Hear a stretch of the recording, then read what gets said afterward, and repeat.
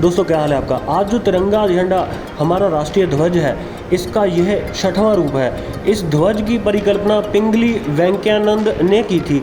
इसे इसके वर्तमान स्वरूप में 22 जुलाई 1947 को आयोजित भारतीय संविधान सभा की बैठक के दौरान अपनाया गया था, जो 15 अगस्त 1947 को अंग्रेज़ों से भारत की स्वतंत्रता के कुछ ही दिन पहले ही आयोजित की गई थी। तो दोस्तों वीडियो शुरू करने से पहले चैनल को सब्सक्राइब एंड वीडियो को लाइक ज़रूर कर लीजिए ऐसे ही वीडियो देखने के लिए। इसे 15 अगस्त 1947 और 26 जनवरी 1950 के बीच भारत के राष्ट्रीय ध्वज के रूप में अपनाया गया और इसके पश्चात भारतीय गणतंत्र ने इसे अपनाया। भारत में तिरंगे का अर्थ भारतीय राष्ट्रीय ध्वज है।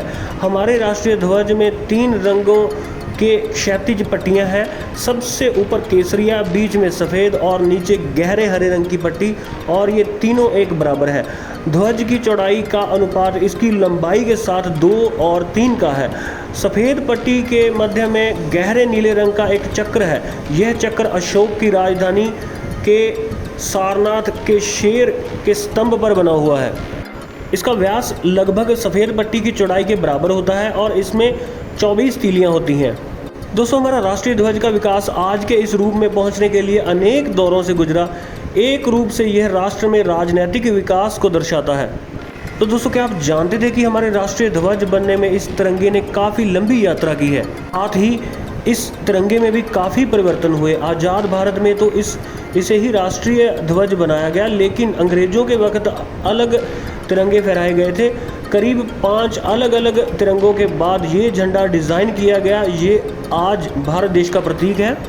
दोस्तों पहला राष्ट्रीय ध्वज 7 अगस्त 1906 को पारसी बागान चौक ग्रीन पार्क कलकत्ता में फहराया गया, जिसे अब कोलकाता कहते हैं। इस ध्वज को लाल, पीले और हरे रंग के क्षैतिज पट्टियों से बनाया गया था।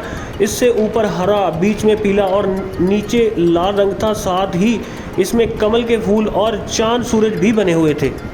और दोस्तों दूसरा झंडा पेरिस में मैडम कामा और 1907 में उनके साथ निर्वासित किए गए कुछ क्रांतिकारियों द्वारा फहराया गया था। हालांकि कई लोगों का कहना है कि यह घटना 1905 में हुई थी। यह भी पहले ध्वज के जैसा ही था। हालांकि इसमें सबसे ऊपर की पट्टी पर केवल एक कमल था और 7 तारे सप्तऋषि को दर्शाते थे। यह झंडा बर्लिन में हुए समाजवाद सम्मेलन में भी प्रदर्शित किया गया था। दोस्तों तीसरा ध्वज 1917 में आया, जब हमारे राजनीतिक संघर्ष ने एक निश्चित मोड़ लिया। डॉक्टर एनी बेसेंट और लोकमान्य तिलक ने घरेलू शासन आंदोलन के दौरान इसे फहराया था। इस झंडे में 5 लाल और 4 हरी क्षैतिज पट्टियां एक के बाद एक और सप्तऋषि के अभिविन्यास में इस पर बने 7 सितारे थे। वहीं बाईं ओर ऊपरी किनारे पर खंबे की ओर यूनियन जैक था। एक कोने में सफ़ेद अर्धचंद्र और सितारा भी था। दोस्तों चौथा ध्वज अखिल भारतीय कांग्रेस कमेटी के सत्र के दौरान आंध्र प्रदेश के एक युवक ने एक झंडा बनाया और गांधी जी को दिया। यह कार्यक्रम साल 1921 में बेजवाड़ा, अब विजयवाड़ा में किया गया था। यह 2 रंगों का बना हुआ था, लाल और हरा रंग, जो 2 प्रमुख समुदायों अर्थात हिंदू और मुसलमानों का प्रतिनिधित्व करता था। गांधी जी ने सुझाव दिया कि भारत के शेष समुदाय का प्रतिनिधित्व करने के लिए इसमें एक सफ़ेद पट्टी और राष्ट्र की प्रगति के संकेत देने के लिए एक चलता हुआ चरखा होना ज़रूरी है। इसके बाद 5वां झंडा आया, जो अभी वाले झंडे से थोड़ा ही अलग है। इसमें चक्र के स्थान पर चरखा था। साल 1931 में ध्वज के इतिहास में एक यादगार साल है। तिरंगे ध्वज को हमारे राष्ट्रीय ध्वज के रूप में अपनाने के लिए एक प्रस्तावित पारित किया गया। और दोस्तों आखिरकार 22 जुलाई 1947 को संविधान सभा ने इसे मुक्त भारतीय राष्ट्रीय ध्वज के रूप में अपनाया। स्वतंत्रता मिलने के बाद इसके रंग और उसका महत्व बना रहा। केवल ध्वज में चलते हुए चरखे के स्थान पर सम्राट अशोक के धर्म चक्र को दिखाया गया। इस प्रकार कांग्रेस कमेटी का तिरंगा ध्वज अंत स्वतंत्र भारत का तिरंगा ध्वज बना। तो दोस्तों वीडियो में अगर कुछ भी अच्छा लगा हो तो चैनल को सब्सक्राइब एंड वीडियो को लाइक ज़रूर कीजिए।